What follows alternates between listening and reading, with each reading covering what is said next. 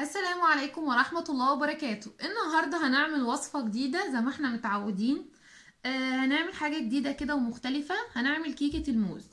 كيكة جميلة وحلوة قوي، بس هي لها تكتها، لازم تمشي معايا بتكتها علشان تكتها اهم حاجة، عشان ممكن تفرق في نجاحها او سقوط الكيكة.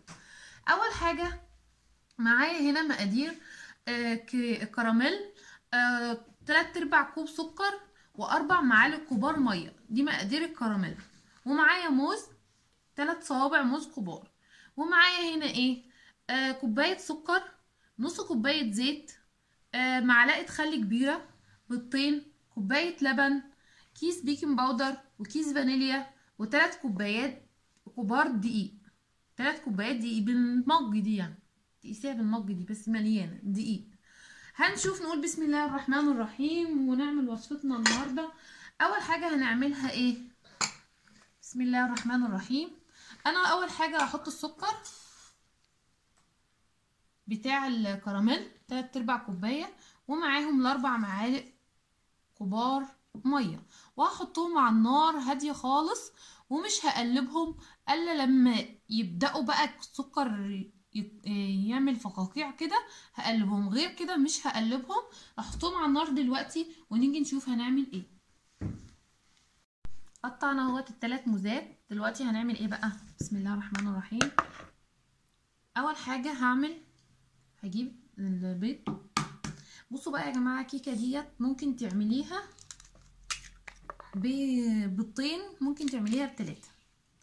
في ناس بتعملها ب3 وفي ناس بتعملها ب2، وانا مش بفضل يعني اعملها ب3 عشان بحسها لما بعملها ب3 بتبقى باينه ريحه الزفاره فيها اكتر. هقوم رايحه بقى كيس الفانيليا اهوت،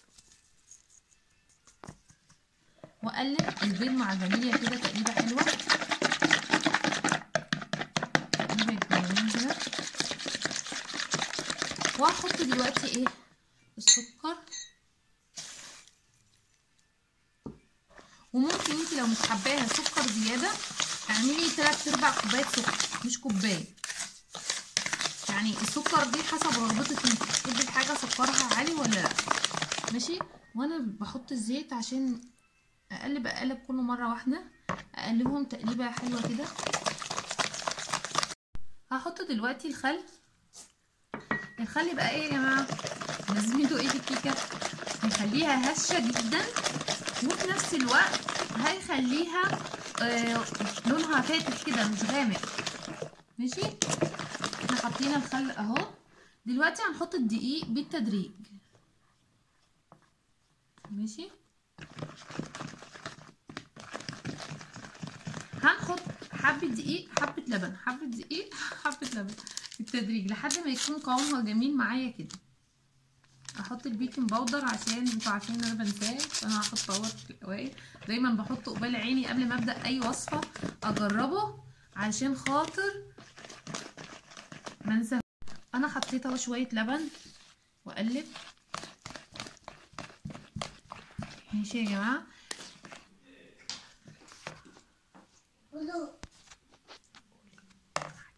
هكمل دقيق ولبن دقيق ولبن. انا السكر كرمل معايا اهو. هكبه انا بقى هنا في الصينيه، بس بالراحه يا جماعه عشان بيبقى سخن النار، وهوزعه. انا حطيت الكراميل اهو. دلوقتي هوزع الموز. بس خلي بالكم عشان بيبقى الكراميل سخن عشان ما تلسعوش ايديكم منها. هنوزعه بشكل دائري كده، معلش كده اهي. هوزعه كله بشكل دائري وارجع لكم عشان وقت الفيديو. هو يبقى زي العسل الابيض كده، شايفين؟ انا استخدمت كوبايه اللبن معاها معلقه كبيره برضو لبن زياده فوقها، ما خدتش يا دوب الا معلقه كبيره بس لبن فوقها اهو. هنقول بسم الله الرحمن الرحيم ونصب. وزعنا الموز كله على الصينيه كلها بطريقه دائريه عشان لما نيجي نقلبها يبقى شكلها جميل اهو. بسم الله اهو. انا هحطها دلوقتي اهوت على فرن على شراف الوسطاني، على فرن محمياه قبله، يعني يكون سخن قبل ما هحطها فيه. وهحطها اهو كده، وهحطها على درجة حرارة 180 لمدة ممكن معايا نص ساعة و5 دقايق كده.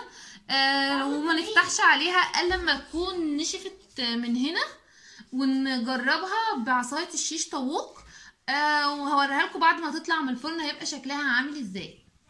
انا هو طلعتها من الفرن، هي لسه سخنه نار، حطيت بس تحتها فوطه مبللاها ميه ماشي، علشان بس ايه تفك معايا، عشان لو في اي حاجه لازقه تفك. وانا هقلبها واوريها لكم. بسم الله الرحمن الرحيم. بسم الله الرحمن الرحيم. نطبطب كده عشان لو في اي حاجه في الصينيه. بسم الله الرحمن الرحيم. شايفين يا جماعه؟ بسم الله ما شاء الله، مفيش بس الا ايه الموزتين دمت هحطهم مكانهم اهما اهو اهو. شايفين؟ بسم الله ما شاء الله جميله اهي. انا عايزه اوريكم بس علو الكيكه كمان، علوها خطير والكراميل نازل منها فوق الوصف. هتعجبكم جدا جدا، جربوها وصدقوني. وانا مختبراها بالخله قبل ما تطلع من الفرن. انا عايزه اوريها الكراميل بتاعه فاتح ازاي، مش غامق، وشكله جميل ازاي، وروعه روعه روعه بجد، هتحبوها.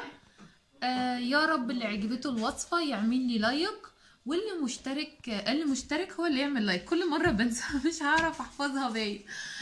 اللي مشترك يعمل لي لايك، واللي ما اشتركش يشترك. يا رب تكون عجبتكم وصفتي، ويا رب يكون شكلها نال اعجابكم. وما تقلقوش، ورانا لسه وصفات كتير كتير كتير بجد. نفسي تتابعوا القناه بتاعتي، ولسه ورانا حاجات كتير خالص. اتمنى منكم ان تكون وصفتي عجبتكم. وزي ما بدأنا بالسلام ننهي بالسلام، والسلام عليكم ورحمة الله وبركاته.